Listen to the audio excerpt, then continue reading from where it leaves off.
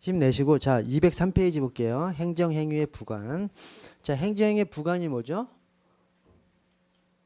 곁따라서 붙이는 것이죠. 주된 의사표시에 종된 의사표시를 붙이는 것이 행정행위의 부관입니다. 행정행위에 주된 의사표시가 주된 행정행위죠. 주된 행정행위에 종된 의사표시를 붙이는 것이 이 부관입니다. 자, 그 밑에 행정기본법은 전에 봤어요. 전에 봤기 때문에 넘어가겠습니다. 여러분들은 보세요. 나올 때 보시고 자 밑에 종류를 보시면 이 조기 부철 그다음에 법률효과의 일부 배제, 뭐 수정 부담 뭐 이 정도가 좀 논의됩니다. 그죠? 이제 수정 부담은 부관이 아니라고 보는 거. 옛날에는 부담이라고 저 부관이라고 봤는데 요즘에는 부관이 아니라는 것이 다수설입니다. 수정 부관은 그냥 수정 허가다 이것은 부관이 아니라 그 자체가 그냥 수정 허가다 이렇게 보고요. 자 다시 와서 조기 부철 중에서 조건하고 기한을 구별하셔야 됩니다. 뭐냐면 하나는 장래 도래 불확실한 사실에 의존하는 것이고 하나는 장래 도래 확실한 사실에 의존하는 것입니다. 그래서 저는 그냥 족불 이렇게 그냥 숙제했습니다. 조건이 장래 도래 불확실한 사실에 의존하고 기한이 장래 도래 확실한 사실에 의존합니다. 그래서 장래 도래 불확실한 사실, 장래 도래 불확실한 사실이 뭐 이런 거죠. 장학금 지급 결정 처분을 하면서 A 학점을 맞으면 장학금이 개시된다. A 학점 맞을지 안 맞을지는 불확실하잖아요. 또 뭐 D 학점을 맞으면 장학금을 중단한다. D 학점을 맞을지 안 맞을지는 불확실하잖아요. 이제 그런 것들이 바로 이 조건이라고 할 수 있습니다. 그래서 조건 장래 도래 불확실한 사실에 의존케 하는 거. 자 정지 조건은 정지됐다가 조건이 성취되면 효력이 발생하는 것이죠. 정지됐다가 효력이 나 안 들어오는지 몰랐네. 저 203페이지 조건 자 정지 조건이 정지됐다가 효력을 발생하는 것이죠. 정지됐다가 효력을 발생하시는 거. 정지됐다가 조건이 성취되면 효력을 발생하는 거. 자 해제 조건은 이 조건이 달성되면 효력이 없어져 버리는 것이죠. 해제 조건이 달성되면 효력이 없어져 버리는 거. 그래서 자 정지 조건 행정의 효력 발생을 장래도의 불확실한 사실에 의존시키는 거. 해제 조건은 행정의 효력 소멸을 장래도의 불확실한 사실에 의존시키는 거. 그래서 아까 A 학점을 맞으면 뭐 D 학점을 맞으면 그렇게 생각하시면 되겠습니다. 자 특징을 보시면 정지 조건이 성취되면 행정행위의 효력은 당연히 발생하고 해제 조건이 성취되면 행정의 효력은 당연히 소멸합니다. 추가적인 행정작용 필요 없이 넘어가서 자 기한 의가 행정의 효력 발생이나 소멸을 장래도래 확실한 사실에 의존케 하는 경찰관청의 종된 의사표시를 이 기한이라고 하고요. 자 기한에는 시기 종기가 있고요. 그다음에 확정기한 불확정기한이 있습니다. 자 시기 효력 발생을 장래도래 확실한 사실에 의존시키는 거. 종기 효력 소멸을 장래도래 확실한 사실에 의존시키는 거. 자 이 기한에는 확정기한이 있고 불확정기한이 있습니다. 자 기한은 장래도래 확실하잖아요. 근데 장래도래 확실한데 그 장래도래 확실한 그 시점이 딱 못 박혀 있는 시점이 있는 것이고 왔다리 갔다리 하는 시점이 있는 것이죠. 예컨대 뭐 1월 1일부터 또는 뭐 12월 31일까지 이렇게 하면 이제 확정 기한이 되는 것이고 1월 1일, 12월 30일 딱 그냥 못을 박았으니까 대신 비가 오면 오징어 잡이를 시작해라 라고 허가를 해줘 버리면 비는 반드시 오지. 지금까지 뭐 비 안 온 해가 없잖아요. 반드시 옵니다. 비는. 그러나 뭐 첫 비가 뭐 2월 28일에 첫 비가 올지 3월 5일에 첫 비가 올지는 모르지 않습니까? 그것을 갖다가 불확정 기한이라고 합니다. 불확정 기한. 그래서 장래 도래 확실한 사실이 확정된 사실이 있고 불확정 사실이 있습니다. 확정 기한, 불확정 기한. 자 특징을 보시면 시기가 도래하면 행정의 효력은 당연히 발생하고요. 종기가 도래하면 행정의 효력은 당연히 소멸합니다. 자 대신 니은에 장기 계속성이 예정되는 행위에 부당하게 짧은 종기가 붙여진 경우 그것은 존속 기간이 아니라 즉 그 허가의 존속 기간이 아니라 갱신 기간으로 봐야 합니다. 이게 이제 뭔 말이냐면 이 시기나 종기 이 기한을 붙이는 것이 본 허가가 있는 것이죠. 본 허가. 예를 들어서 뭐 건축 허가가 여기 지금 앞에 뭐 짓는 것도 이 기간이 많이 걸리지 않습니까? 예컨대 큰 거를 지어서 한 5년 걸려. 5년 걸리는데 5년 걸리는 허가를 해주면서 옆에 어떤 기한을 붙였다고 해보세요. 근데 그 기한이 1년짜리 기한을 딱 거기다 붙여놨어. 종기. 그러면 1년 지난 다음에 그냥 아예 그냥 없어지는 거야. 그러면 본 건축을 못해 나머지 4년 동안 못하는 거지 않습니까? 그래서 이렇게 건축 허가를 5년짜리 건축 허가를 해주면서 기한을 부당하게 짧게 붙였어. 그러면 그것은 그 허가의 존속 기간으로 보는 것이 아니라 1년 지난 다음에는 좀 뭔가를 검토해 가지고 뭐 월세를 좀 올린다든가 뭐 이런 식으로 비용을 좀 올린다든가 이런 조건을 따져봐서 다시 해주겠구나라고 볼 수 있다는 겁니다. 그래서 그걸 갖다가 장기 계속성이 예정되는 행위에 5년이 예상되는 건축 허가에 이 종기를 1년짜리 종기를 딱 걷다 붙여버리면 그것이 그냥 1년 지나면 건축 허가가 없어진다고 보는 것이 아니라 1년이 지나면 건축 허가는 5년이 지속되는데 1년이 지나면 뭔가 그 허가 조건을 조금 변경할 수가 있겠구나라고 이제 생각한다고 보는 것이 존속 기간이 아니라 갱신 기간으로 본다 이렇게 표현합니다. 그러니까 당연히 갱신해 주는 것으로 본다는 거죠. 자, 부담. 행정의 효과를 받는 상대방에게 일정한 자기 부작위 급부 수인 의무를 과하는 경찰관청의 의사표시를 부담이라고 합니다. 그래서 영업 허가를 하면서 종업원의 정기 건강진단 의무를 부과하는 경우 영업 허가를 해줘. 그럼 영업 허가는 그대로 영업 허가 효과는 있는 거예요. 대신 영업 허가를 받아서 영업을 하면서 종업원 건강 진단은 해야 되는 것이죠. 추가적인 부담을 붙여놓는 것이 이 부담입니다. 자, 조건하고 부담하고 헷갈릴 때가 있어요. 자, 정지 조건은 조건 성취에 의해서 바로 그냥 효력이 조건 성취해야 효력이 발생합니다. 그러나 부담은 처음부터 효력이 발생하고 대신 그 붙인 부담을 이행해야 할 뿐인 것이죠. 정지 조건은 그 조건을 성취해야 효력이 발생합니다. 정지 조건은 A학점을 받아야만 그때 이제 장학금 지급이 개시되는 것이죠. 그러나 부담은 처음부터 완전한 효력이 발생해요. 대신 일정한 그 부담을 이행해야 하는 의무가 있을 뿐인 것이죠. 자, 해제 조건은 조건 성취에서 당연히 효력이 소멸되지만 부담은 불이행하더라도 그 당연히 본 행정처분이 효력 소멸하는 것이 아니라 부담을 불이행했기 때문에 본 처분을 철회해야만 철회가 되는 것이죠. 자, 그래서 디귿에 불분명한 경우에는 즉 어떤 부관이 조건인지 부담인지 불분명해? 뭐 어떤 것이 구매한테는 유리해? 부담이 유리하거든요. 왜냐하면 부담은 그 부담을 이행하지 않더라도 바로 그냥 행정행위가 효력을 발생하고 또 부담을 이행하지 않는다도 바로 그냥 행정 효력이 없어지는 것이 아니라 별도로 행정청이 철회를 해야 효력이 없어지기 때문에 저 조건보다 더 길게 수익적 행정행위가 유지되는 것이죠. 그래서 불분명한 경우에는 국민에게 유리한 부담으로 이해해야 하는 것이 원칙입니다. 자, 특징을 보시면 부담은 주된 행정행위와 독립된 행위로서 부담을 이행하지 않는 경우 행정청은 부담의 내용을 강제 집행할 수 있습니다. 니은에 부담은 그 자체가 독립된 행정행위의 성질을 가져요. 그래서 부담만의 독립쟁송이 가능합니다. 지금 부관을 보고 있는데 부관이 주된 의사표시에 붙이는 종된 의사표시예요. 그러나 나머지는 다 그냥 부종성이 너무 심해. 붙어서 그냥 기생해서 사는 것이죠. 다만 부담만큼은 그 자체로서 행정행위의 성질을 가지기 때문에 부담은 별도로 따로 행정소송을 제기할 수 있습니다. 부담을 대상으로. 그러나 나머지는 처분성이 인정되지 않기 때문에 처분성이 인정돼야만 행정소송 요건이 돼서 행정소송으로 들어갈 수가 있는데 나머지 부관은 처분성이 인정되지 않기 때문에 부관만 행정소송의 대상으로 삼을 수 없습니다. 부담만 부관 중에서 부담만 처분성이 인정되기 때문에 그 자체로 처분성이 인정되기 때문에 행정소송을 부담만 따로 행정소송의 대상으로 할 수 있습니다.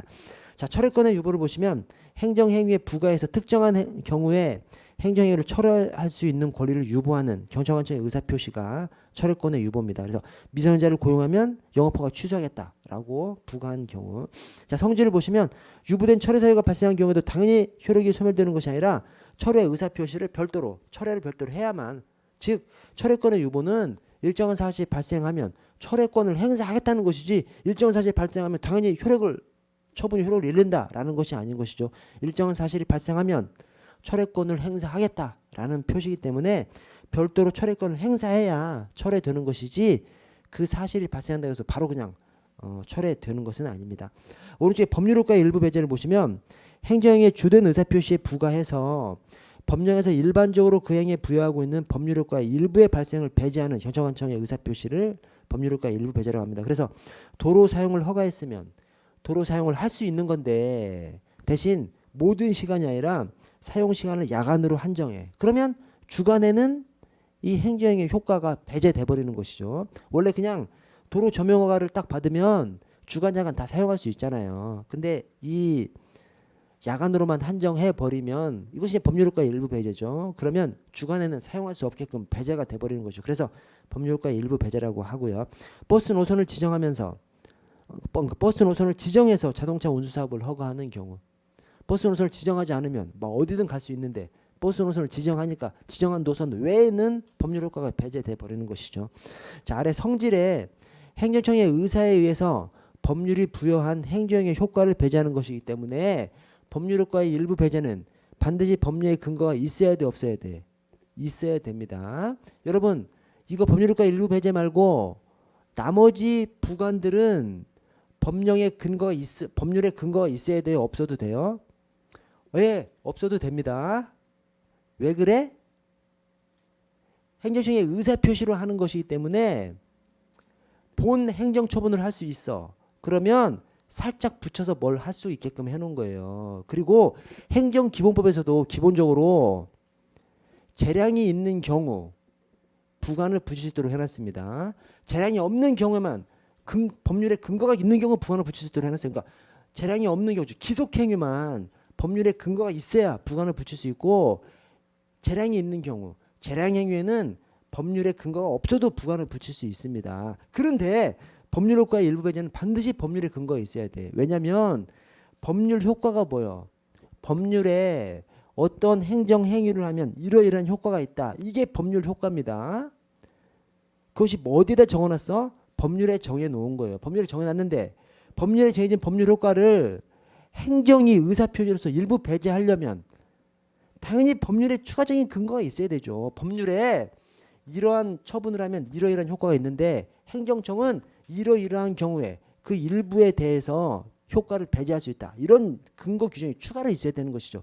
이런 추가 근거 규정이 없음에도 불구하고 법률 효과 일부 배제를 행정이 마음대로 할 수 있다면 행정이 입법부 위에 있는 것이죠.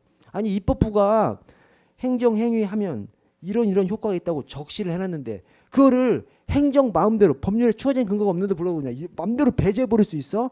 그러면 입법부 위에 행정부가 있는 거라니까 법률의 내용을 행정부가 마음대로 바꿔버리는 것이 돼버리는 것이죠. 그건 안 되는 것이죠. 그래서 법률효과의 일부 배제는 반드시 추가적인 법률의 근거가 있어야만 가능합니다. 즉 입법권자가 허락해줬을 때만 할 수 있는 것이죠.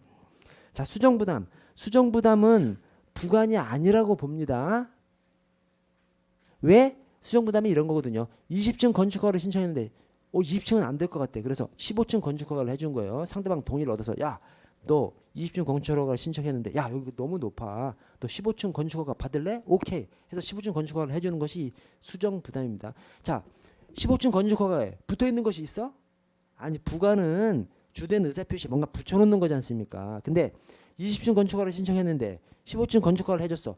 건축허가를 해준 15층 건축허가에 붙어있는 게 없잖아요. 그래서 학자들이 옛날에는 이것을 부관의 종류로 봤는데 요즘에는 부관이 아니라고 봅니다. 그냥 수정허가일 뿐이다 라고 봅니다. 그래서 수정부담은 부관 부정설이 다수설이고요. 기억에 상대방이 신청한 것과 다르게 경찰허가의 내용을 정하는 부관이고요. 그래서 여러분, 그 행정기본법에 재량이 있는 경우 부관을 붙이시다라고 해놓고 재량이 있는 경우 부관 가로 열고 조기 부처를 적어놨거든요. 그 이제 왜 그러냐면 재량이 있는 경우 부관을 붙일 수 있다. 부관 가로 조기 부철. 여기에서 재량이 있는 경우 재량 행위에는 근거가 없어도 부관을 붙일 수 있는 것이거든요. 그래서 이 재량 행위에는 근거가 없어도 조기 부처를 붙일 수 있는 것이죠. 거기다가 왜 법률효과 일부 배제 수정부담을 안 넣어놨어? 수정부담은 부관이 아니니까 빼놓은 것이고 법률효과 일부 배제는 법적인 근거가 있어야 되잖아요. 이것은. 그래서 재량이 있는 경우 부관을 붙일 수 있다. 그 부관 안에 조기 부처만 넣어놓고 법률효과 일부 배제를 안 넣어놓은 것이 거기서 말하는 부관은 법률의 근거가 없어도 할 수 있는 것을 지금 적시해 놓고 있기 때문에 법률의 근거가 있어야만 할 수 있는 법률효과 일부 배제는 거기다 안 넣어놓은 겁니다. 자, 밑에 부관의 가능성을 보시면 첫 번째 법률 행위적 행정행위와 준법률행위적 행정행위로 나눠서 법률행위적 행정행위는 부관을 붙일 수 있습니다.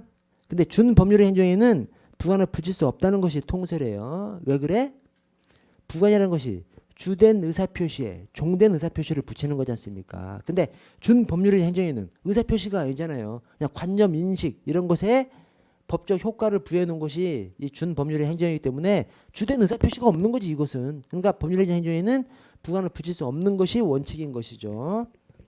다만 준법률의 행정행위에도 일정한 부관을 붙일 수 있다는 견해가 있어요. 이것은 우리가 말하는 부관과는 다른 거예요. 뭐냐면 우리가 그냥 통상 부관이라고 하면 효과 제한적 부관을 부관이라고 합니다. 근데 요건 충족적 부관, 예컨대 10가지를 갖춰야 되는데 9개까지밖에 갖추지 못했어. 그 한 가지는 언제까지 충족할 것. 이렇게 요건 충족적 부관은 우리가 주로 말하는 부관이 아닌 거야. 그러나 그것까지 넣어서 얘기하면 준법률행위적 행정행위에도 일정한 부관을 붙일 수 있다라는 견해가 있습니다. 그러나 통상적으로 말하는 부관에 대해서는 준법률행위적 행정행위는 의사표시를 주된 의사표시가 없으니까 종된 의사표시도 붙일 수 없는 것이죠. 자, 재량행위와 기속행위가 있습니다. 재량행위에는 부관을 붙일 수 있어요. 근거가 없어도 부관을 붙일 수 있습니다. 자, 그런데 밑에 기속행위에는 부관을 붙일 수 없어요. 그래서 법원 판례가 어떻게 되냐면 기속행위에는 부관을 붙일 수 없고 기속행위에 부관을 붙이면 무효다. 이것이 법원의 판례입니다. 다만 행정기용법에서는 처분의 재량이 없는 경우, 즉 기속행위에는 법률의 근거가 있는 경우에 부관을 붙일 수 있다. 그렇지, 법률의 근거가 있으면 붙일 수 있는 거죠. 법률의 근거가 뭐 이러이러한 기속행위지만 이러이러한 때에는 이러이러한 것을 조건을 걸 수 있다라고 하면 당연히 할 수 있는 것이고, 그래서 법률의 근거가 없으면 기속행위는 부관을 붙일 수 없습니다. 자, 하자 있는 부관에 대한 쟁송을 보시면, 자, 원칙적으로 부관 자체만을 따로 떼어서 행정쟁송의 대상으로 할 수 없어요. 왜? 부관은 기본적으로 그 특성이 기생에 있는 거잖아. 어디에 붙어 있는 것이기 때문에 그 자체로 처분성이 없어요. 처분성이 없으니까 대상 적격이 인정되지 않아서 행정소송의 대상으로 할 수 없는 것이죠. 그러나 부관 중에서 부담만큼은 그 자체가 처분성을 가지기 때문에 부담만큼은 별도로 떼내서 행정소송의 대상으로 할 수 있습니다. 자, 넘어가서 208페이지를 보시면요. 자, 행정행위의 효력을 보겠습니다. 자, 내용적 구속력. 구속력이란 행정행위가 그 내용에 따라서 맨 끝에 구속력을 발생시키는 힘. 그래서 구속력을 발생시키는 힘입니다. 그래서 6개월 영업정지하면 6개월 동안 영업을 못하게 하는 거, 못하게 되는 거, 그것이 내용적 구속력이고요. 자, 공정력은 자, 의의 행정행위가 비록 위법하더라도 당연 무효가 아닌 한, 즉 무효에는 공정력이 해당하지 않습니다. 무효에는 공정력이 없어요. 자, 당연 무효가 아닌 한 권한 있는 기관에 의해서 취소되기 전까지는 누구도 그 효력을 부인할 수 없어. 일단 유효한 것으로 통용되는 힘이 공정력입니다. 그래서 공정력은 유효성이 인정되는 거, 유효성이 추정되는 거, 유효성이 인정되는 것이 공정력이고 적법성 추정은 아닙니다. 그래서 유효한 것으로 인정되는 거. 그래서 행정행위에 하자가 있다 하더라도 무효가 아니면 권한 있는 기관이 취소하기 전까지는 유효해. 그래서 이 공정력 뒤에 숨어 있는 의미가 어떤 불이익 처분의 상대방이 그 불이익 처분에 하자가 있으면 위법하니까 그냥 나를 구제해 주겠지 믿고 있으면 안 되고, 유효하다니까요. 위법해도 유효해. 위법해도 효력이 있어. 그래서 위법하더라도 무효가 아닌 한 제소기간 내에 다퉈줘야 내 권리구제를 받을 수 있는 것이죠. 안 그러면 그냥 유효해. 유효하다가 다툴 수 없는 기관으로 넘어가 버리면 못 다투는 거지 그러면. 그래서 이 공정력의 이면에는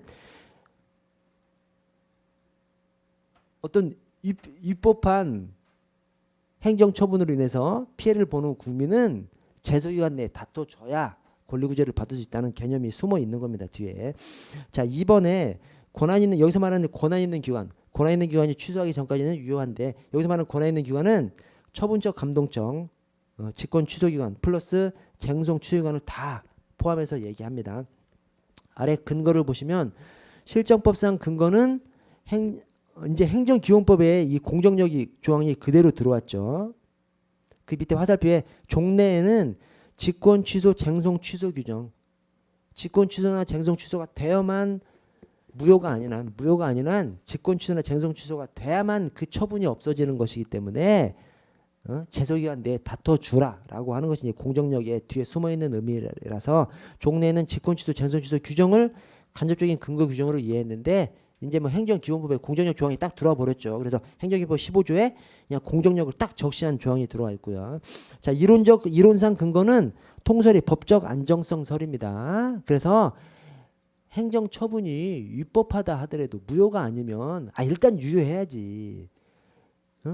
어떤 행정처분에 하자가 있다고 해서 효력이 없게끔 만들어버리면 국민의 어떤 법 생활에 행정처분이 어떤 허가를 받았어. 그 허가에 위법이 있다 하더라도 무효가 아닌 한 일단 장사할 수 있게끔 만들어줘야 되죠. 다만 행정기관이 취소하든 재판을 통해서 취소되건 이러면 이제 그때서 이 허가의 효력이 없게끔 만들어줘야 되지. 허가의 위법성이 있다고 해서 그냥 효력이 없게끔 만들어버리면 국민 생활이 막 혼란스러워진다니까요. 그래서 그런 측면에서 국민 생활의 안정을 위해서 법적 안정성설, 국민 생활의 안정을 위해서 위법하더라도 무효가 아닌 한 행정청이 취소를 하건 또는 행정심판위원회나 법원에서 취소를 하건 그래야 그 처분의 효력을 없어지게끔 만들어 놓음으로써 국민의 법적 생활이 혼란스럽지 않게끔 만드는 것이 이 공정력입니다.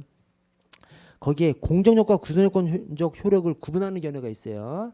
이제 선결 문제라는 것하고 연관되어 있는 것인데 선결 문제는 아실 필요 없고 너무 깊숙이 들어간 것이고 그래서 이 공정력은 그냥 공정력을 얘기하는 학자들은 행정행위가 무효가 아닌 한 그냥 누구도 효력을 부인할 수 없어요. 누구도 효력을 부인할 수 없어.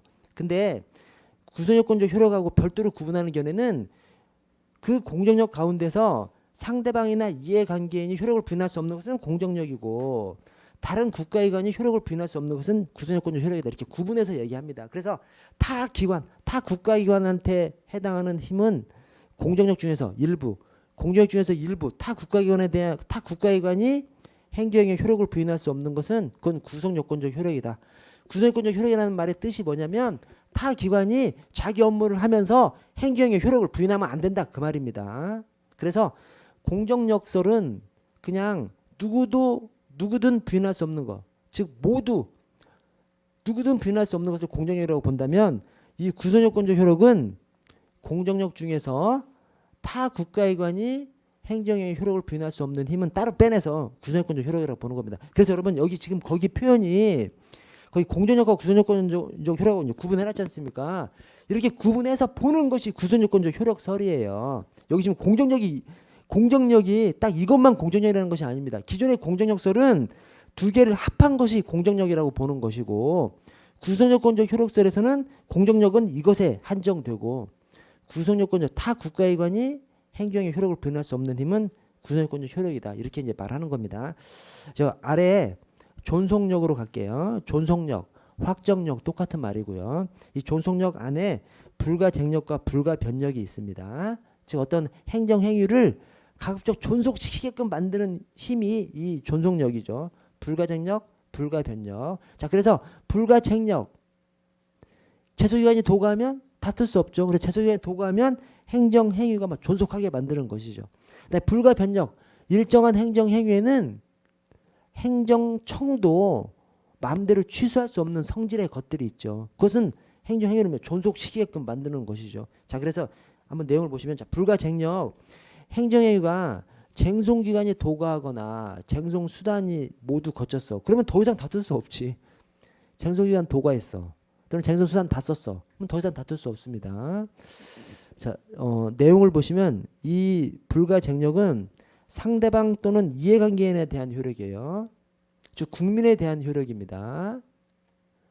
불가쟁력이 발생하면 더 이상 국민은 다툴 수 없어요. 다만 불가쟁력은 국민한테만 해당해요. 그래서 불가쟁력이 발생한 행정행위도, 즉 제소기관이 도가한 행정행위도 행정청은 취소시킬 수 있는 거예요. 직권 취소를 할 수 있는 겁니다. 왜? 불가쟁력은 행정청하고는 상관없어요. 국민한테만 효력이 미치는 겁니다. 그래서 그 표현이 상대방 또는 이해관계인에 대한 효력이고, 처분 행정청은 불가쟁력이 해당되지 않기 때문에 쟁송기간 도가한 다음에도 행정청은 직권으로 취소할 수는 있는 것이죠.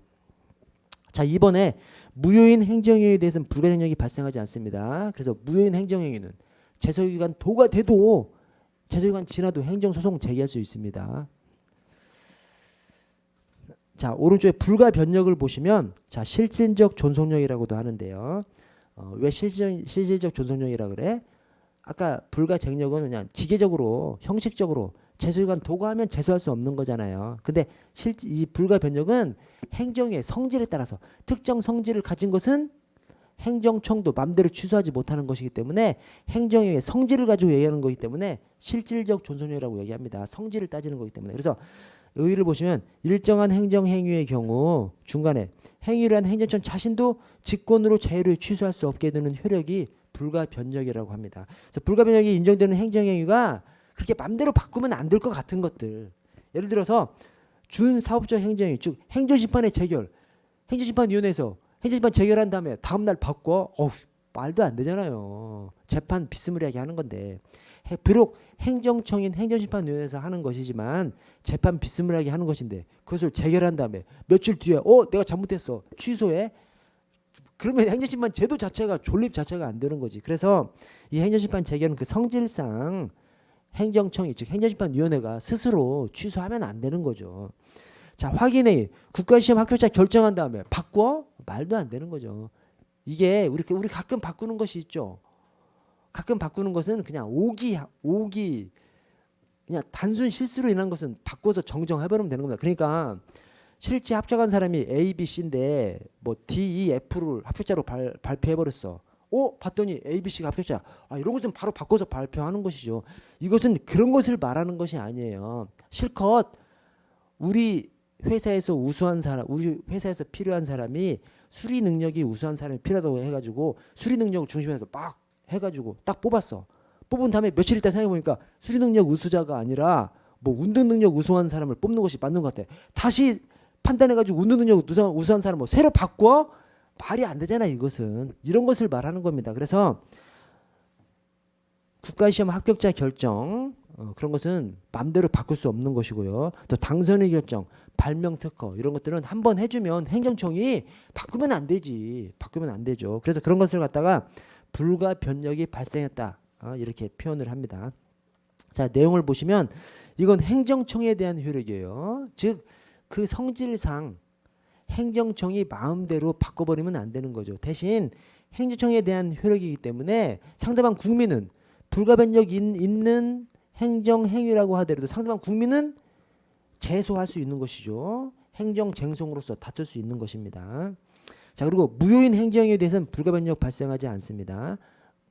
무효는 당연 무효인데 존속시킬 것 자체가 없는 거죠. 당연 무효인데 이 불가변력이라는 것이 행정의 성질상 행정청도 맘대로 취소하지 못하고 존속시키는 거지 않습니까? 무효는 존속시킬 것 자체가 없죠. 무효는 처음부터 당연 무효인데. 자, 불가쟁력과 불가변력을 비교해 보시면 취지가 행정법 관계의 안정성을 도모한다는 취지는 공통입니다. 즉 특정 행정 행위를 그냥 존속하게 만드는 거니까 행정법 관계의 안정을 도모한다는 취지는 맞아요. 그러나 대상이 불가쟁력은 상대방 국민을 구속하는 것이고 불가변력은 행정기관만 구속하는 겁니다. 그래서 서로 대상이 달라요. 자, 불가쟁력은 그냥 단순한 절차법적 효력이죠. 불가쟁력, 말은 거창하게 불가쟁력이라고 해놨지만 제소기간 도가하면 제소할 수 없다. 이게 불가쟁력이에요. 그래서 그냥 절차법상 효력을 얘기하는 것이고, 자, 불가변력은 실제법상 즉 성질을 따져서 특정한 성질을 가진 행정행위는 행정청도 마음대로 취소할 수 없는 이 성질을 따져서 하는 거기 때문에 실제법적 효력이라고 하고, 불가쟁력은 모든 행정행위입니다. 모든 행정행위는 무효사유가 아니라면, 무효사유가 아닌 모든 행정행위는 제소기간 도구하면 제소할 수 없죠. 그래서 모든 행정행위에 불가쟁력 적용되고, 불가변력은 특정한 성질을 가진 행정행위만 대상으로 하기 때문에 일정한 행정행위고요. 자, 불가쟁력과 불가변력의 관계, 양자의 관계가, 불가쟁력 아래 보시면 불가쟁력이 발생하더라도 불가변력이 없으면 행정청의 직권 취소는 가능합니다. 표현이 어렵죠. 표현이 어려운데, 불가쟁력이 발생하더라도 제소기간이 도구한다 하더라도, 제소기간이 도구하면 국민은 더 이상 제소할 수 없어요. 그러나 행정청은 직권 취소는 가능한 겁니다. 그것을 갖다 이렇게 표현하는 것이고, 자, 불가변력이 있더라도, 즉 행정청이 쉽게 취소해서는 안 되는 그런 성질의 행정이라고 하더라도 최소기간 내에 국민은 제소할 수 있죠. 그래서 불가변력이 있더라도 불가쟁력만 없으면, 즉 제소기간 내라면 국민은 쟁송 제기할 수 있습니다. 그래서 서로 반대예요. 반대. 자, 아래 강제력을 보시면 1번에 저기 자력 집행력이 있죠. 행정행위에는 자력 집행력이 있습니다. 그래서 1번의 끝에 행정청이 스스로 강제력을 발동해서 그 의무를 실행시키는 힘을 이 자력 집행력이라고 합니다. 하명행위에 대해서 인정되고요. 법적 근거가 있어야 가능하고요. 이 자력 집행력이 뭐냐면, 행정 말고 다른 곳은 강제 집행을 어떻게 하죠? 법원을 통해서 타력 강제하죠. 타력 강제. 스스로 우리 국민이 누구한테 피해를 본 것을 재판을 통해서 이긴 다음에 그걸 강제로 이행시킬 수 있죠. 돈을 못 받았어. 돈을 강제로 받아올 수 있는 것이죠. 그다음에 내 마당 안에 누가 건축물을 지었어? 그러면 강제 절차 밟아서 내 땅에 건물 지은 것을 때려 부술 수 있는데, 그 때려 부수는 것이 직접은 못 때려 부수는 거예요.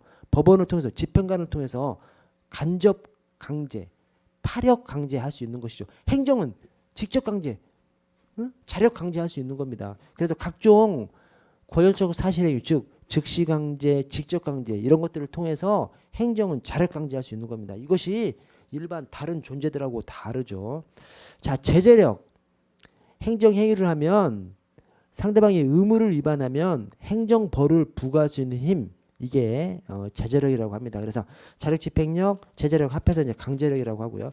넘어가서 212페이지 행정행위 하자를 보도록 하겠습니다. 행정행위 하자.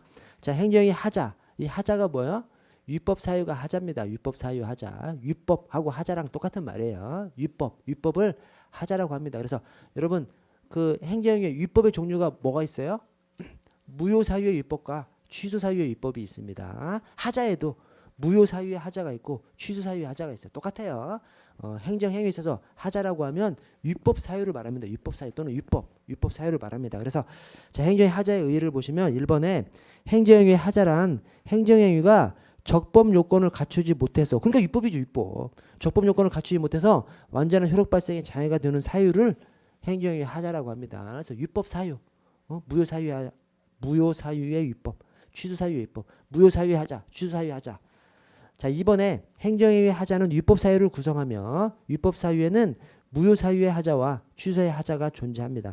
자, 3번에 행정절차법 25조는 행정청은 처분에 오기, 오산, 그 밖에 이에 준하는 명백한 잘못이 있을 때에는 직권으로 또는 신청에 따라 지체 없이 정정하고 그 사실을 당사자에게 통지해야 한다. 이렇게 규정하고 있습니다. 이게 위법 사유예요. 이게 하자예요.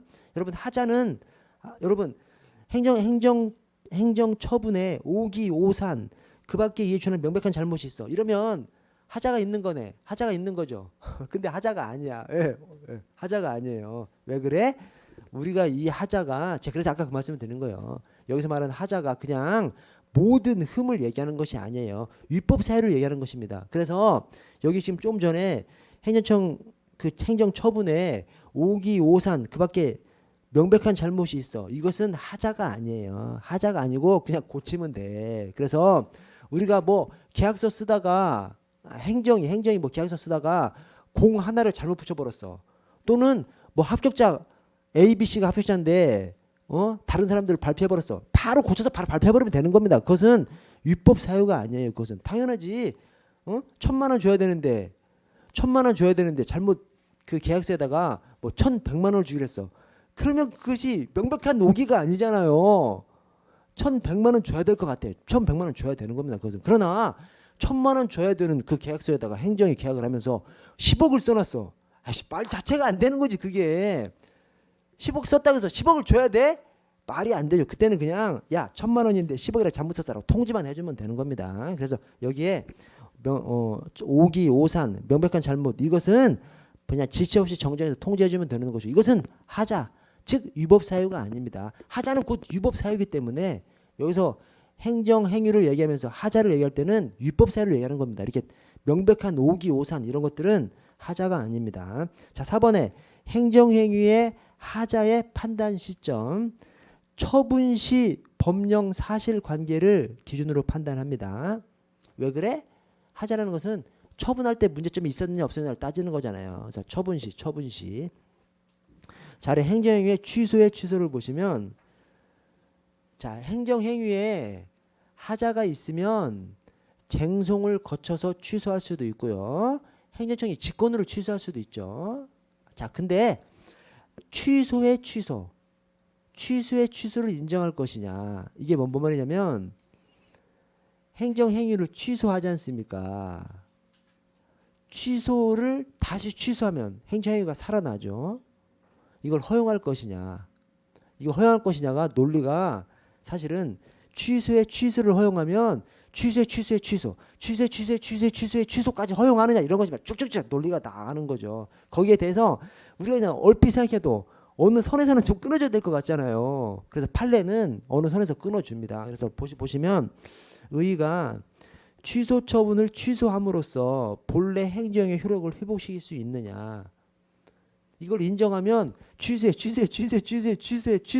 인정할 수 있느냐 논리까지 나가는 겁니다. 자, 거기에 대해서 학설은 아니 취소도 행정 처분이니까 가능하다, 그냥 그렇게 얘기합니다. 근데 판례는 자, 수익적 행정행위의 취소는 긍정합니다. 수익적 행정행위를 취소하면 침익적이 되죠.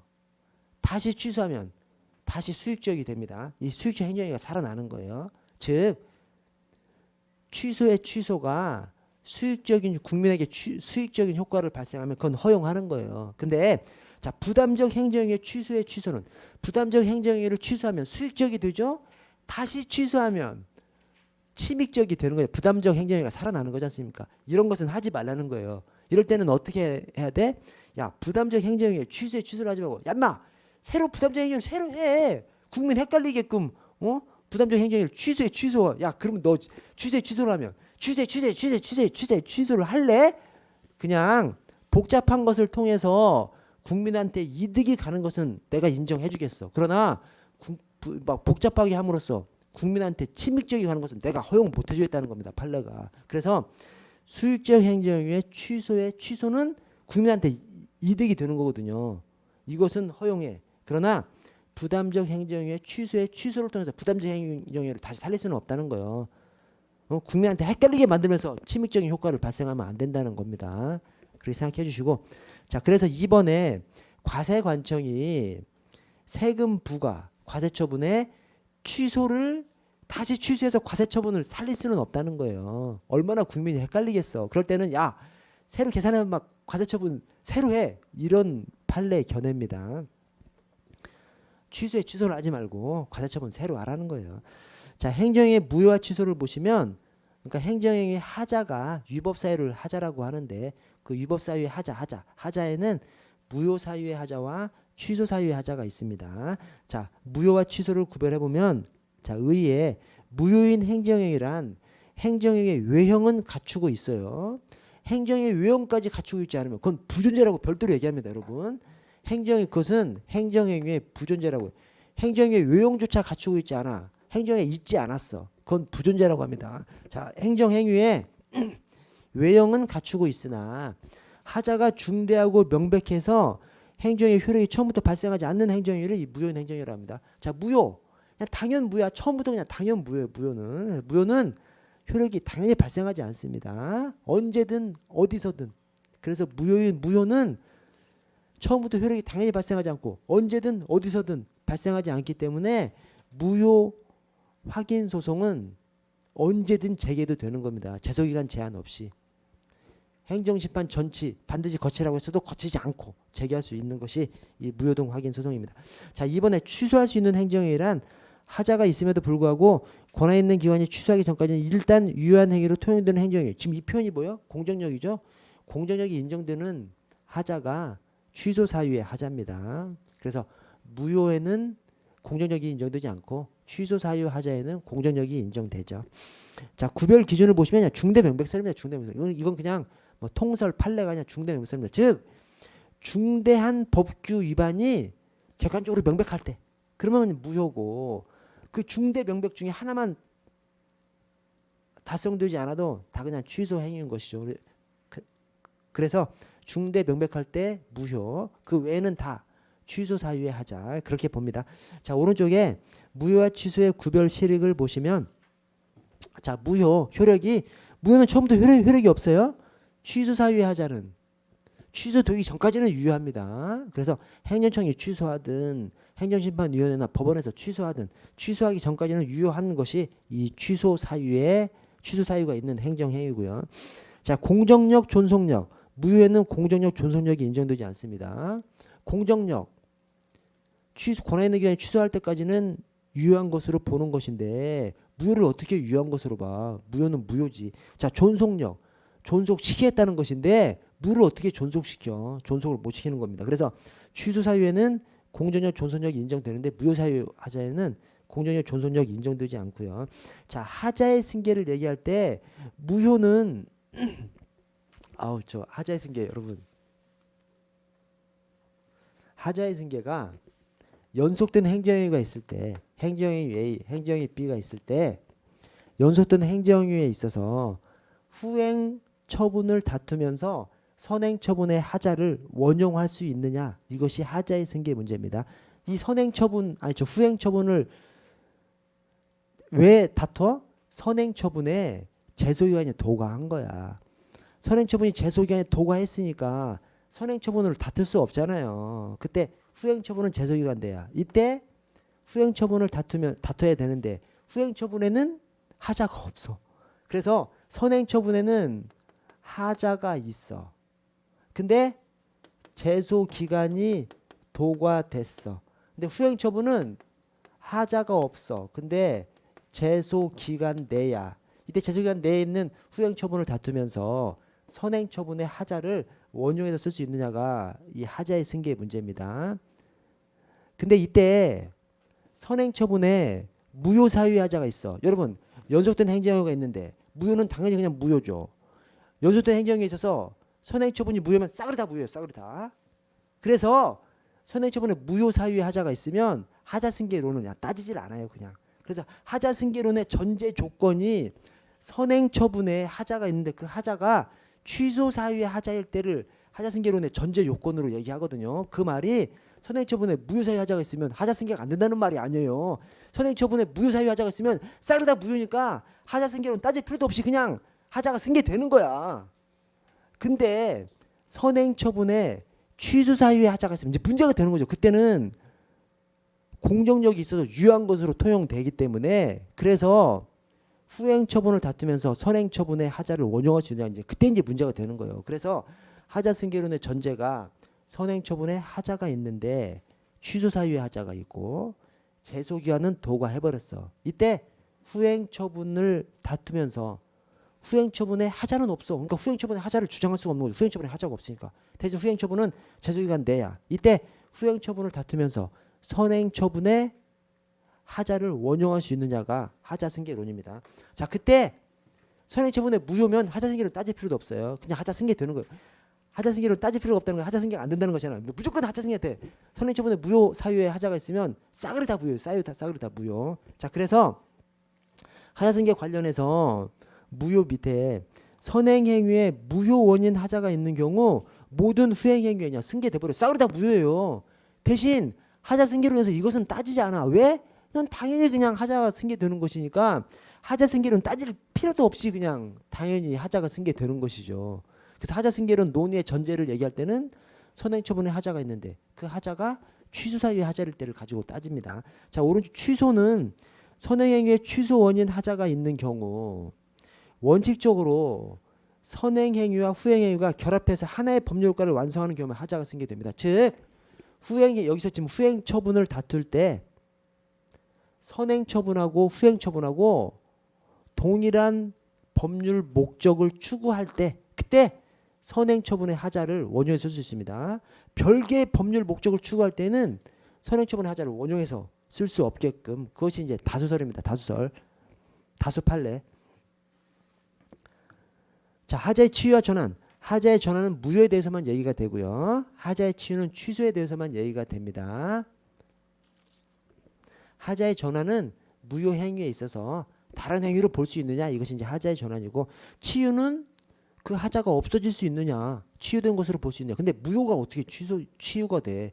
무효 사유의 하자는 그냥 평생 무효 평생 무효. 그래서 무효 사유자는 치유될 수 없습니다. 그래서 치유하고는 상관이 없는 거죠. 대신 무효 사유가 있는 하자를 다른 행정행위로 볼 수 있느냐 그 문제가 이제 하자의 전환이고요. 그래서 하자의 전환은 무효 사유에 대해서만 하자의 치유는 취소 사유에 대해서만 얘기를 하는 것이 통설이고요. 자, 제소기간 제한. 무효 사유 하자는 제소기간 제한이 없죠. 무효는 그냥 언제 어디서나 무효 때문에 취소 사유 하자는 제소기간 제한이 있고요. 자, 예외적 행정심판 전치. 우리 행정심판 전치가 임의적 행정심판 전치가 원칙이죠. 즉 행정심판 거치지 않고 행정소송 갈 수 있습니다. 그러나 특정 분야에서 특정 법률에서 이러한 사항에 대해서는 행정심판을 거쳐야만 행정소송 갈 수 있다라고 하면 행정심판 반드시 거쳐야 되는 것이죠. 그러한 사항에 있어서 행정심판 반드시 거쳐야 되는 그런 사항에 있어서도 무효 사유의 하자는 행정심판 안 거쳐도 돼요. 취소 사유의 하자는 이 행정심판 반드시 거치라고 했으면 거쳐야 되는 것이고요. 그래서 무효 사유의 하자는 행정심판 반드시 거치라고 한 분야에 있어서도 행정심판 안 거쳐도 된다니까요. 왜?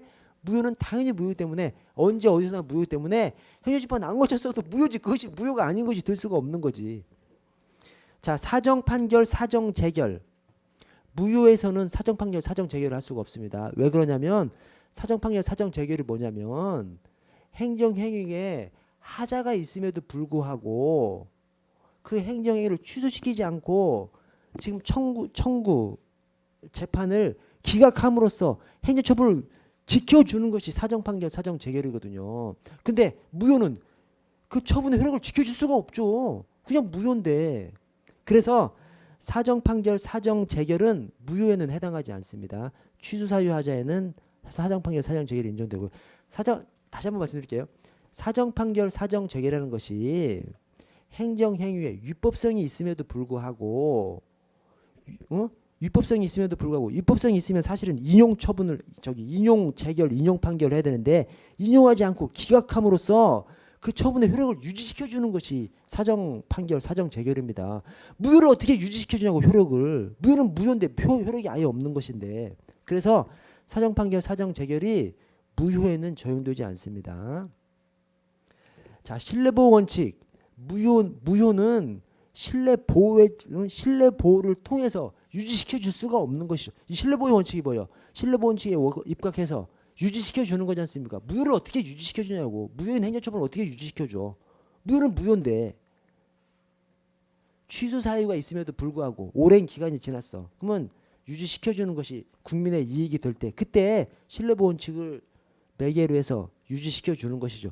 무효인 행정처분은 효력을 유지를 못해지. 효력이 없는데 어떻게 효력을 유지시켜 주냐고. 그래서 이 신뢰보호 원칙 적용이 무효는 부정됩니다.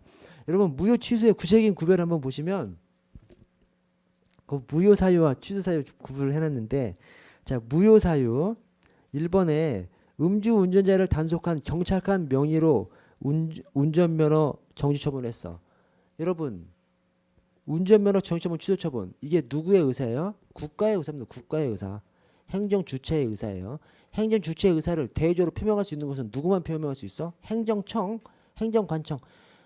행정 주체의 의사를 대외적으로 표명할 수 있는 권한을 가진 행정 주체 기관이 행정청이거든요. 행정청.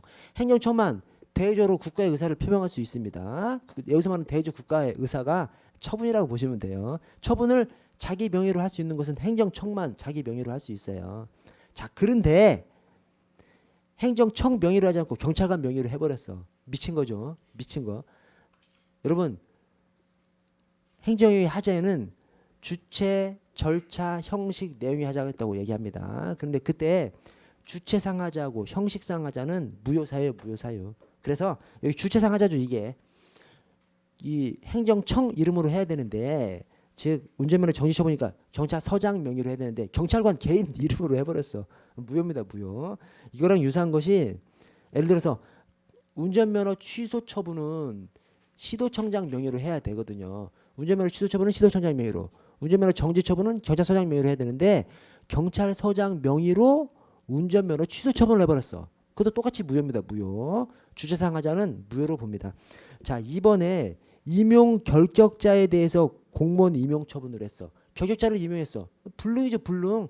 결격자는 공무원이 될래야 될 수가 없어. 그래서 불능자를 만들어 봤자 그냥 불능이에요. 불능. 무효입니다. 무효.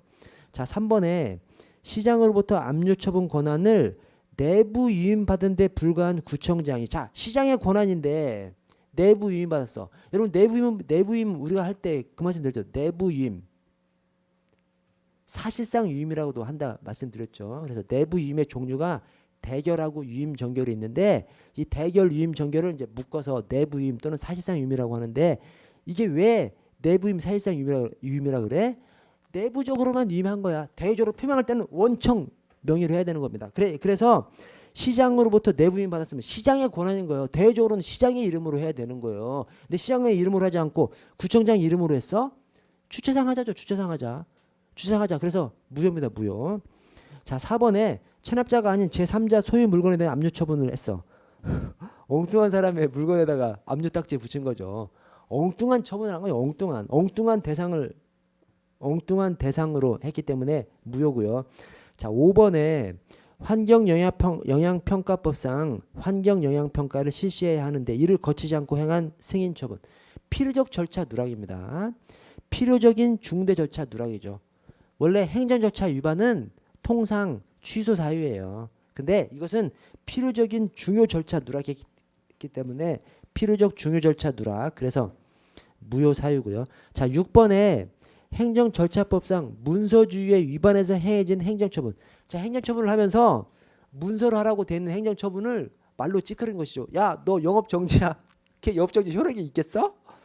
그냥 가서 공무원이 열받아서, 야, 너 인마 영업정지야. 영업정지 효력이 있겠냐고. 없죠. 그래서 이런 걸 갖다가 형식상 하자라고 합니다.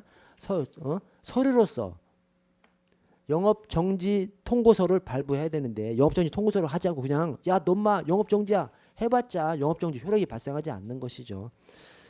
자, 7번에 똑같습니다. 소방공무원이 소방시설 불량사항을 시정 보완하라는 명령을 말로 그냥 찌그러 갔어. 이거 좀 보완하세요 하고 왔어. 효과가 없죠.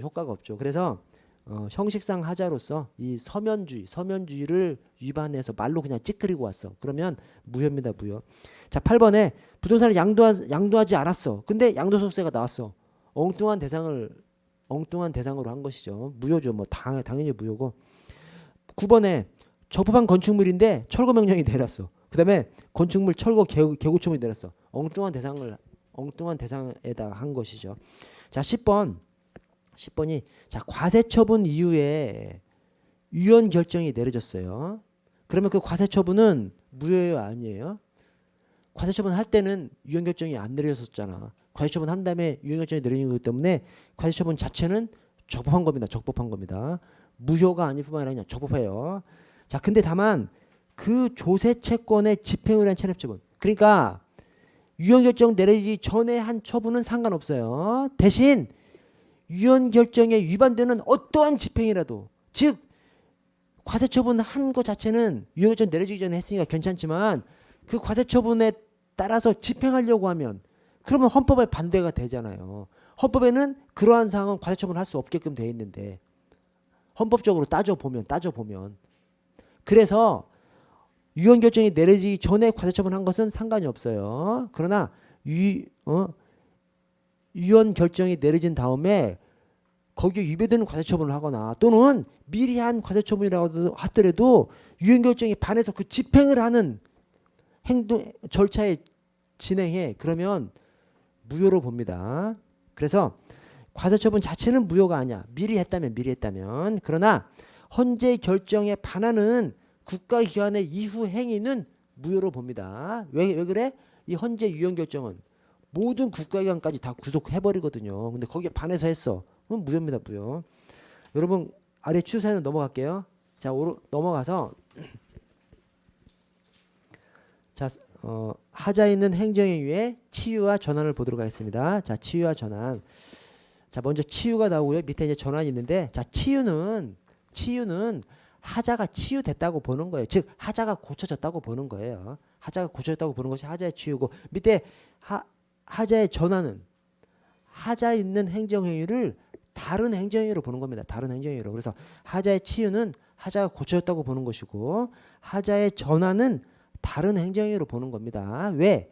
하자의 전환은 무효에 대해서만 얘기하잖아요. 아, 무효가 어떻게 치유가 되냐고, 어떻게 고쳐져 무효가. 대신 무효인 행정행위를 다른 행정행위로 볼 수 있느냐를 따지는 것이 하자의 전환입니다. 자, 먼저 하자의 치유를 보시면 거기 인정 근거가 무용한 행정행위의 무용한 반복을 피하고 당사의 법정 안정성을 위한 것입니다. 왜 그래?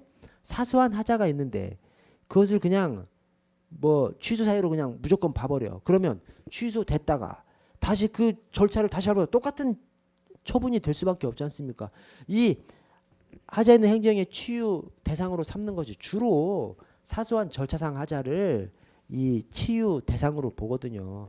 근데 그래서 치유됐다고 보지 않고 치유를 적용하지 않으면 사소한 절차만 있어도 무조건 이제 취소된다며. 그럼 취소됐으면 행정은 그 절차 밟아서 다시 그 처분 불이익 처분 해버리면 되지 않습니까? 그러면 이 필요 없는 행정행위가 무용한 행정행위가 반복되는 그 악순환에 빠져버리기 때문에, 그래서 하자의 치유를 인정해서 비록 사소한 하자가 있다 하더라도 그 사소한 하자가 일정한 시점까지 사소한 절차가 일정한 시점까지 다시 지켜졌어. 그러면 하자가 치유된 것으로 보고 무용한 행정행위 반복하지 않게끔 하자는 것이 하자의 치유입니다. 자, 허용성을 보시면 원칙적으로 허용될 수 없으나 예외적으로 허용될 수 있다. 그러면서 이번에 무효 사유의 치유는 부정되고요. 취소할 수 있는 행정행위에 대해서만, 즉 사소한 하자에 대해서만 이 치유를 인정합니다. 자, 구체적 검토를 보시면 1번에 형식과 절차상 하자에 대해서는 치유를 인정하나 내용상 하자에 대해서는 치유를 인정하지 않고 있습니다. 판례가. 즉 통상적으로 사소한 절차상 하자 정도만 이 치유를 인정하고, 그래서 이번에 이유 제시의 하자 치유 시기는 이유 제시, 왜 이 처분을 하는지 이유를 제시해 줘야 되는데 그것을 이유 제시를 하지 않으면서 불이익 처분을 했어. 그렇다 하더라도 쟁송 제기 전까지 이유 제시를 해 줬으면 하자가 치유되는 것으로 봅니다. 자, 치유의 효과. 하자의 치유를 인정할 경우 처분 시부터 소급해서 처분 시부터 하자가 없는 적법한 행정행위로 인정됩니다. 자, 전환을 보시면 이제 이 전환은 그 예시를 보면 딱 그냥 이해할 수 있습니다. 그래서 거기 의의 2번을 보시면 예시가 사망자에 대한 조세부가 처분했어. 미친 것이 그죠? 무효지 무효. 무조건 무효야. 그러나 따져보고 보면 그 상속인이 그 조세 내야 되겠어 안 내야 되겠어? 내야 될 거 아니에요. 그래서 사망자에 대한 조세 부과 처분을 그 상속인에 대한 처분으로 보는 경우 뭐 좀 이해가 가지 않습니까? 무효. 고쳐질 수 없는데 다만 그 무효에 대해서 다른 행정처분으로 볼 수 있느냐, 그것이 이 하자의 전환입니다. 자, 인정 근거가 똑같죠. 무용한 반복을 피하고 그래서 사망자에 대한 조세 부과 처분을 상속인에 대한 조세 부과 처분으로 보면 새로 조세 부과 처분 안 해도 되는 것이죠. 근데 이것을 그냥 무조건 무효라고만 딱 봐버리면 무효야. 대신 다시 상속인한테 또 조세부과 처분 또 하죠. 그래서 무용한 행정처분의 반복을 피하려고 하는 것이 이 전환의 인정 근거고요. 자, 허용성. 무효에 대해서만 얘기합니다. 치유에 대해서는 이 취소 사유에 대해서는 얘기하지 않아요. 취소 사유 하자에 대해서는 치유가 가능하냐를 얘기하고 대신 무효 사유의 행정에 대해서는 전환이 가능하냐를 얘기합니다. 자, 전환의 요건이 이 전환이라는 것이 어떤 하자에 있는 무효 사유의 하자에 있는 행정 행위를 다른 행정행위로 볼 수 있느냐를 얘기하는 거지 않습니까? 그래서 그 다른 행정행위로 보려면 원래 행정행위가 그 다른 행정행위가 갖춰야 할 것을 갖추고 있어야 다른 행정행위로 볼 수 있는 거죠. 그래서 요건, 목적, 효과 등에서 실적 공통성이 있어야 되고요. 또 전환되는 행정행위의 성립 효력 요건을 갖추고 있어야 전환이 인정된다고 하고요. 자, 전환의 효과. 행정의 전환 자체를 새로운 행정행위로 보는 견해가 통설이고요. 자, 이번에 전환으로 인한 새로운 행정행위는 소급해서 효력이 발생합니다. 즉 아까 사망자에 대한 조세 부가처분을 상소인에 대한 조세 부가처분을 인정할 수 있다면 최초 사망자에 대한 조세 부가처분을 했을 때 상속인에 대한 조세 부가처분을 한 것으로 그렇게 봅니다. 자, 4번에 하자의 승계를 보시면 의의 행정결정이 여러 단계의 행정행위를 거쳐서 행해지는 경우에, 즉 괄호에 연속해서 행정행위가 이루어지는 경우에, 행정행위가 연속해서 행정행위가 이루어지는 경우에 선행행위의 하자를 후행행위의 위법 사유로 주장할 수 있느냐의 문제가 이 하자의 승계 문제입니다. 자, 논의의 전제가 선행행위와 후행행위 모두 처분성을 가져야 되고요. 2번에 후행행위에는 하자가 없고 선행행위에만 하자가 있어야 됩니다. 왜 그래? 후행행위에 하자가 있으면 후행행위 그 하자를 가지고 따지면 되는 것이지. 후행행위는 하자가 없어. 그래서 선행행위를 따지려고 하는 것이고, 자, 3번에 선행행위의 위법 사유는 취소 사유에 해당해야 됩니다. 이 말이 선행행위에 무효 사유의 하자가 있으면 하자 승계가 안 된다는 말이 아니에요. 선행행위에 무효가 있으면 싸그리 다 무효야, 후행행위까지. 그러니까 그때는 그냥 따질 필요도 없이 그냥 하자가 승계되는 겁니다. 그래서 이 하자의 승계 논의에 있어서는 선행의 무효 사유가 있으면 무조건 그건 따질 필요도 없이 그냥 하자의 승계가 인정되니까 선행의 취소 사유가 있을 때를 가지고 하자의 승계 논의를 하는 것, 그것만 이제 따져보는 겁니다. 그래서 선행의 위법 사유는 취소 사유일 것. 그래서 괄호에 무효 사유라면 하자 승계는 따질 필요 없이 그냥 무조건 원용해서 사용할 수 있기 때문에 그런 것이고요. 자, 4번에 선행행위의 불가쟁력이 발생했을 것. 선행의 불가쟁력이 발생하지 않았으면 선행행위를 따지면 되잖아요. 그냥 선행행위에다가 소송을 걸면 되잖아요. 그래서 선행행위는 하자가 있는데 제소기간 도가 있어. 후행행위는 제소기간 내인데 후행행위는 하자가 없어. 이때 제소기간 내에 있는 후행행위를 다퉈주면서 선행행위의 하자를 원용해서 쓸 수 있느냐가 하자의 승계 논의입니다. 자, 인정 범위가 통설이 그 연속되는 행정행위가 동일한 법률 목적 효과를 노리려고 하면 그러면 하자의 승계가 인정되고, 대신 별개의 목적 효과를 내려고 하는 것이면 하자의 승계를 인정하지 않습니다. 그래서 자, 통설 선행위와 후행위가 결합해서 하나의 법률 효과를 목적으로 하는 경우에는 하자의 승계를 인정하고, 별개의 법률 효과를 목적으로 하는 경우는 하자의 승계를 부정합니다. 자, 판례 통설과 유사해요. 다만 국민한테 특별한 견딜 수 없는 희생이 될 수 있는 때, 그때는 하나의 법률 효과를 목적으로 하지 않을 때도, 별개의 법률 효과를 목적으로 할 때도 하자의 승계를 인정했습니다. 판례가. 그래서 다만 별개의 법률 효과를 목적으로 하는 경우에도 상대방에게 예측 가능성과 수행 가능성이 없을 경우, 즉 선행행위를 할 때 이런 결과가 나타나리라고 상상할 수 없는 경우, 그런 경우까지 선행행위 제소기간 도가를 그냥 국민이 받아들여라라고 하는 것은 너무하다는 것이죠. 그래서 상대방에게 예측 가능성과 수행 가능성이 없을 경우 하자의 승계를 긍정했습니다. 그런 경우가 개별 공시가 결정과 과세처분 또는 표준 공시가 결정과 수용 재결이 바로 그런 경우입니다. 이때 하자 승계를 인정했는데 이때는 개별 공시가 결정하고 과세처분은 동일한 법률 효과를 목적으로 하지 않아요. 그런데도 불구하고 하자 승계를 인정했습니다. 왜 그러냐면 개별 공시지가 결정이 과세처분의 잣대거든요. 그래서 과세처분을 할 때 개별 공시가 결정을 바탕으로 과세처분을 합니다. 그러나 개별 공시가 결정할 때는 국민들이 개별 공시가 결정 살펴보기나 해? 설사 살펴봤다 하더라도 개별 공시가 결정을 보면서 세금이 얼마 나올 거라고는 상상을 못하는 거죠. 그래서 개별 공시가 결정 나왔을 때 그걸 보고는 국민이 따져볼 수가 없어. 근데 과세처분은 개별 공시가 결정을 바탕으로 해. 그래서 과세처분이 딱 나오면 그때서 이제 국민이 인식하는 거죠. 개별 공시가 결정이 잘못해서 과세처분이 많이 나왔구나. 그러면 이제 개별 공시가 결정을 다퉈줘야 되는데 개별 공시가 결정은 이미 제소기간에 도과해버린 거예요. 근데 과세처분 자체에는 하자가 없어. 이때 과세처분에 기반이 된 개별 공시가 결정의 하자를 과세처분을 다퉈주면서 개별 공시가 결정의 하자를 원용할 수 있느냐. 판례가 원용할 수 있다라고 했습니다. 이게 동일 법률 효과를 목적으로 하지 않음에도 불구하고 인정했습니다. 왜? 이것을 인정해주지 않으면 국민한테는 너무 큰 피해다라고 판단한 겁니다. 자, 그래서 하자승계 인정 판례가 있고 부정 판례가 있는데요.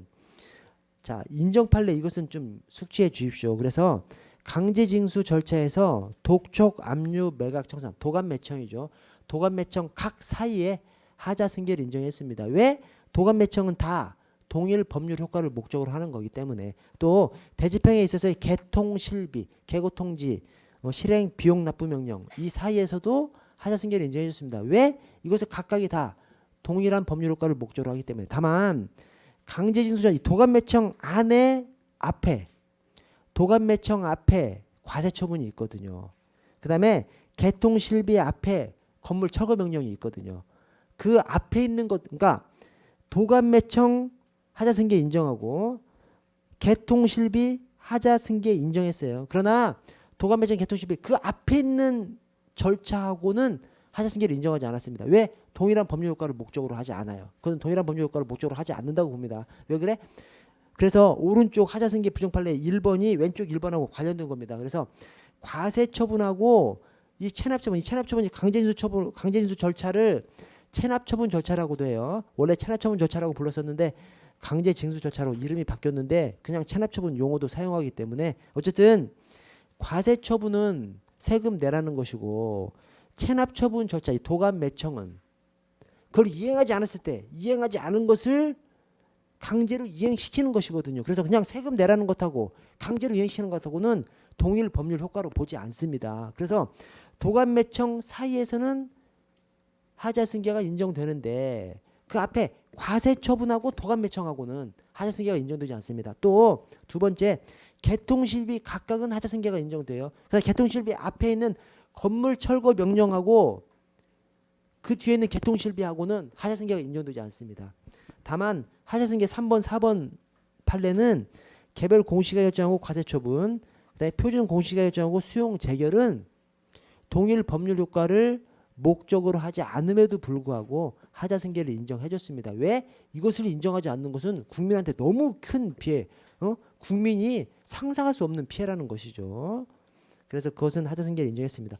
여러분 저 아래 직권 취소와 쟁송 취소를 보시면요. 자, 직권 취소는 뭐죠? 행정청이 취소하는 것이 직권 취소고요. 쟁송 취소는 쟁송 절차를 거쳐서 쟁송이 뭐예요? 행정심판하고 행정소송을 합하면 행정쟁송이라고 합니다. 행정심판, 행정심판위원회에서 하는 거, 행정소송, 법원이 하는 거. 근데 그 두 개를 합하면 행정쟁송이라고 합니다. 그래서 쟁송 취소는 행정심판위원회나 법원에서 취소하는 거, 그것을 쟁송 취소라고 합니다. 그래서 자, 원인을 보시면 직권 취소는 행정청이 직권으로 하는 것이고 쟁송 취소는 상대방 등의 국민이 쟁송 제기를 해서 취소하는 것이 쟁송 취소고요. 자, 취소권자가 직권 취소는 행정청, 처분청하고 감독청, 그다음에 쟁송 취소는 행정심판위원회, 행정심판, 그다음에 행정소송은 법원. 자, 직권 취소는 대상이 주로 수익적 행정행위죠. 직권 취소하는 것이 수익적 행정행위는 취소하려고 신청은 하지 않잖아요. 수익적 행정행위를 취소하려고 할 리가 없죠. 그래서 수익적 행정행위는 주로 직권 취소에 해당하는 것이죠. 이 침해적 행정행위는 국민이 소송을 거는 것이죠. 국민이 자기한테 침해가 되는 행정행위에 대해서 소송을 행정심판이나 행정소송을 걸어서 그래서 쟁송 취소는 주로 침익적 행정행위입니다. 침익적 행정에 대해서 쟁송을 거는 것이지 수익적 행정에 대해서는 쟁송을 걸지 않으니까. 자, 직권 취소는 사유가 위법 또는 부당, 위법에 대해서만 행정청이 취소할 수 있는 것이 아니라 부당한 경우에도 취소할 수 있습니다. 자, 쟁송 취소는 행정심판은 행정기관이 하는 거라서 행정심판위원회, 행정기관인 행정심판위원회에서 하는 거기 때문에 행정심판위원회는 위법 또는 부당에 대해서 취소시켜버릴 수 있습니다. 대신 행정소송에서는 법원은 삼권분립에 입각해서 위법만 다룰 수 있습니다. 부당은 다 다룰 수 없어요. 자, 기간 제한이 직권 취소는 기간 제한 없죠. 불가장력에 해당하지 않죠. 제소기간 도가 됐어도 행정청은 직권 취소할 수 있죠. 그래서 기간 제한 없다고 하고 쟁송 취소는 쟁송 제기 기한이 있죠. 그래서 불가장력 적용이 되죠. 제소기간 도가하면 직권 쟁송 취소는 제기할 수 없기 때문에 자, 직권 취소는 적극적인 변경도 가능합니다. 왜? 행정기관에서 하는 거기 때문에 적극적인 변경 가능합니다. 쟁송 취소는 행정심판은 적정인 변경도 가능해. 그러나 행정소송은 적정인 변경 불가능합니다. 그래서 우리 행정심판 중에서 특별한 행정심판이라고 할 수 있는 이 소청심사 절차에서 소청심사위원회에서는 해임 처분을 뭐 정직 1월로 변경할 수 있어요. 법원은 그렇지 않습니다. 법원은 취소만 합니다. 변경은 하지 않습니다. 왜 그래? 법원은 행정청이 아니잖아. 행정심판위원회는 법원 비스무리하게 재판 비스무리하게 하지만 행정심판위원회 자체가 행정기관이잖아요. 행정기관이기 때문에 행정기관으로서 변경할 수 있어요. 그러나 삼권 분립 입장에서 이 변경하는 것이 행정이죠. 행정. 그냥 취소하는 것은 확실한 재판 작용이라고 좀 볼 수 있는 것이고 변경하는 것은 행정하고 가까운 작용이죠. 그래서 법원에서는 취소는 할 수 있지만 변경은 할 수 없습니다. 아래 효과를 보시면 직권 취소는 수익적 행정에는 상대방에게 규책 사유가 있는 경우를 제외하고는 소급표가 부정됩니다. 즉 직권 취소는 주로 수익적 행정에 대해서 직권 취소를 하는데 그 효과가 주로 장래에 향해서 미치는 거죠. 자, 쟁송 취소는 침익적 행정 처분에 대해서 국민이 쟁송을 제기해서 취소를 하는데 이때 취소가 되면 소급해서 왜? 처분을 할 때부터 위법한 것을 위법 부당한 것에 대해서 쟁송을 제기하는 것이기 때문에 그래서 원칙적으로 그 취소가 소급표를 가집니다. 여러분 고생 많으셨고요. 오늘은 여기까지 하고 내일 이어서 하도록 하겠습니다. 수고하셨습니다. 네.